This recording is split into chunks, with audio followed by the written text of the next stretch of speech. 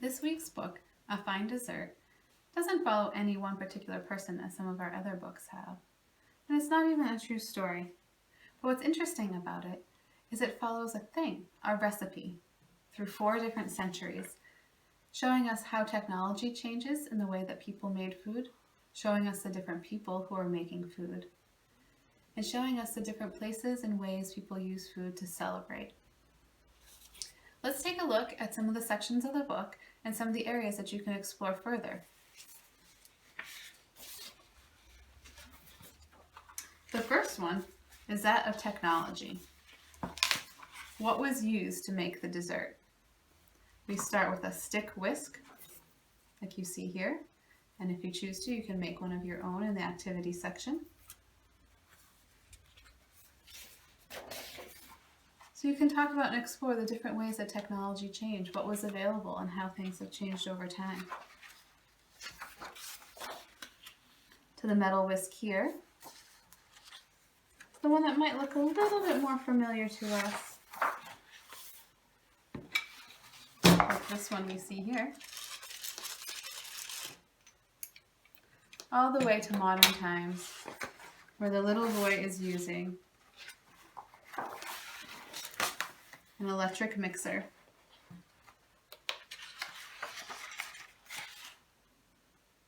Whether you use a hand mixer or a stand mixer. Also, the places that the food was kept to keep it cold. From the hillside with ice,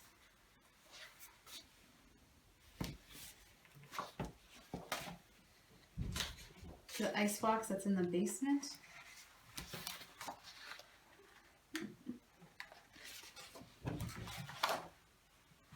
to an icebox in the kitchen, to a modern day refrigerator. How do you think that changed the way people ate? Another thing you can talk about are the people who are making the food. If you go through this book, you'll notice that in almost every century, the people who are making the food are a mother and a daughter. That changes only when we get to 2010 do we see a man and his son. Why do you think that is?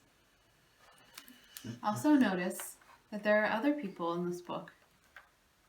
People who aren't just making food for fun, to enjoy for themselves. You have this little mom and girl from South Carolina. These 2 women are enslaved and they're not making the dessert for themselves to enjoy. What do you think it would have been like to be in their shoes? You can talk about the differences of how people felt in the book as well, and why certain people were the ones that were making the food. In addition to that, you can talk about how food is part of people's culture, how recipes are passed down from generation to generation. Do you have recipes that are used in your family for special holidays or occasions? Or do you have grandma's recipe for her famous chocolate chip cookies or her apple pie? In this time where we're all home and separate from each other, this might be a great time to call your relatives or family friends and talk to them about family recipes and traditions. Write down that recipe. Try it out at home. Give it a shot. Write down your memories about those recipes.